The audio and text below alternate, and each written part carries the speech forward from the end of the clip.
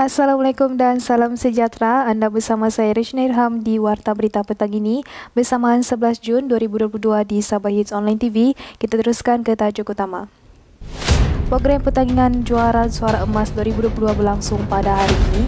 Persatuan Veteran Angkatan Tentera Malaysia menerima sumbangan. Seorang lelaki cedera, kenderaan terbabas.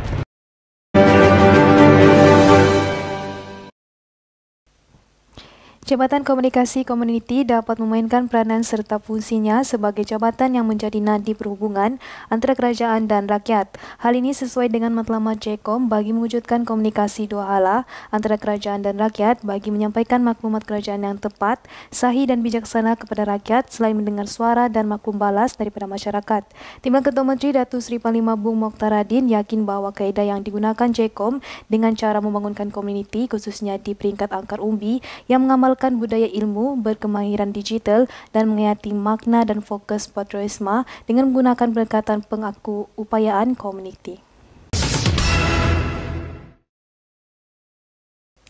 Kerajaan Sabah komited sepenuhnya menggunakan semua hak perlembagaan dan perundangan dalam menuntut cukai jualan negeri SST yang perlu dibayar untuk penjualan produk petroleum daripada Repsol Oil dan Gas Ltd dan si Hibiscus Rian Berhad. Langkah tersebut adalah mengikut enakmen cukai jualan negeri 1988. Menteri Kewangan Sabah Datuk Seri Masidi Manjun berkata, kedua-kedua Repsol dan SEHH telah memohon kepada Kementerian Kewangan Sabah dan kemudiannya dikeluarkan dengan lesen yang diperlukan sebagai orang kena cukai mengikut Peraturan Cukai Jualan Negeri 1999. Difahamkan kerajaan negeri secara mutlak menyangkal dakwaan atas dasar Repsol dan SEHH enggan membuat pembayaran SST dan telah pun menuntut pembayaran yang sama. Bagaimanapun perkara berkenaan telah menemui jalan buntu dan kedua-kedua syarikat perlu bertanggungjawab dan mempunyai kewajipan berterusan untuk membuat pembayaran bagi jumlah SST yang tertunggak termasuklah penalti.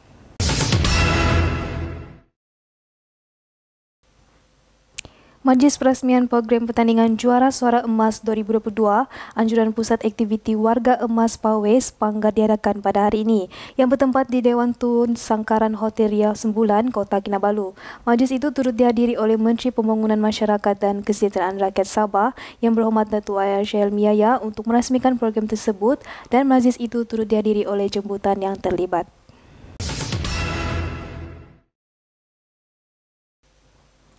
Pembantu Menteri Kejayaan Raya Sabah yang berhormat Datuk Robert Tauik telah merasmikan kempen Derma Darat Perdana 2.0 sebenar sambutan Hari Derma Darat Sedunia 2022 yang bertempat di tapak Pasar Malam Keningau pada hari ini.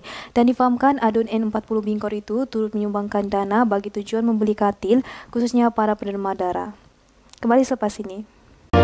Hai kepada yang berbakat di luar sana, kami di Sabah Hits kini sedang mencari seorang penyampai berita yang fasih berbahasa Melayu, berminat dalam bidang kewartawanan.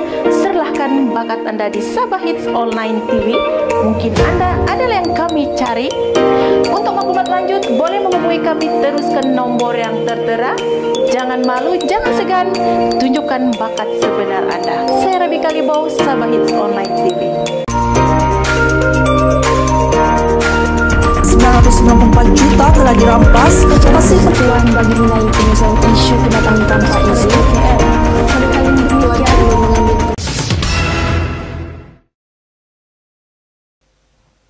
Bertemu kembali.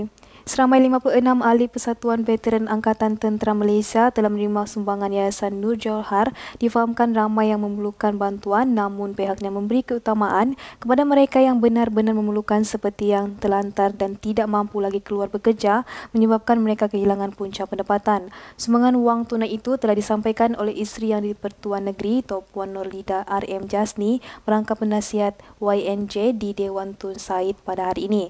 Menurut yang di-Pertua PVATM Negeri Sabah Masjid Muhammad Saleh berkata, terdapat di kalangan ahli mereka yang telah uzur namun masih menanggung persekolahan anak mereka. Dengan adanya sumbangan ini diharap dapat membantu meringankan beban yang mereka tanggung.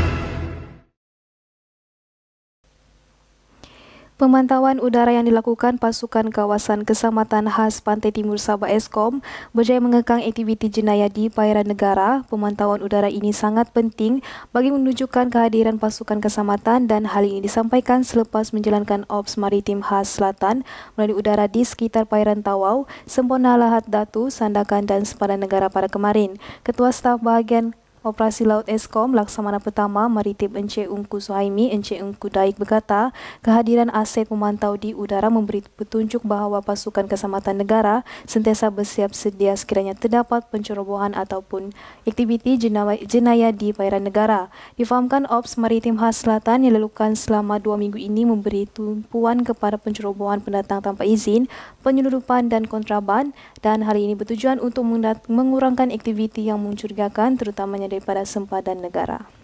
Kembali selepas ini.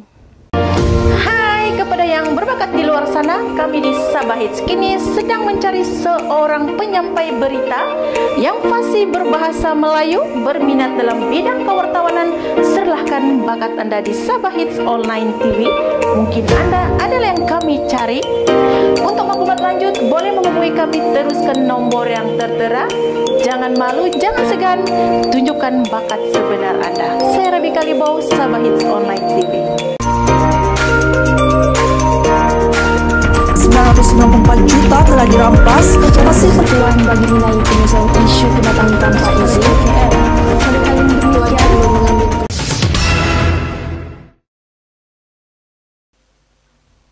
Bertemu kembali. Seorang lelaki cedera ringan apabila kenderaan Toyota Anse dipandunya terbabas sendiri di Jalan Tuaran Bypass, Kampung Darau di sini pada awal pagi tadi. Menurut Pusat Gerakan Operasi Bomba Sabah berkata, panggilan kecemasan berhubung kejadian itu diterima pada jam 2.46 pagi menerusi talian MIRS 999 dan sepasukan anggota diketuai oleh Pegawai Operasi, Pegawai Bomba Kanan 2 Laupen Nuar daripada Balai Bomba dan Penyelamat Lintas terus bergegas ke lokasi kejadian. Tamannya mangsa yang berusia 30 tahun telah keluar sendiri dari kenderaan sebelum ketibaan jentera bomba. Kemudian yang mangsa dihantar ke hospital oleh keluarganya bagi mendapatkan rawatan lanjut. Dan pasukan bomba membuat pemeriksaan bagi memastikan tidak unsur bahaya lain di lokasi dan operasi ditamatkan pada jam 3.04 pagi. Sekian saja berita untuk petang ini. Saya Regina Ilham, Sabah Hits Online TV. Assalamualaikum, selamat berhujung minggu dan salam hormat.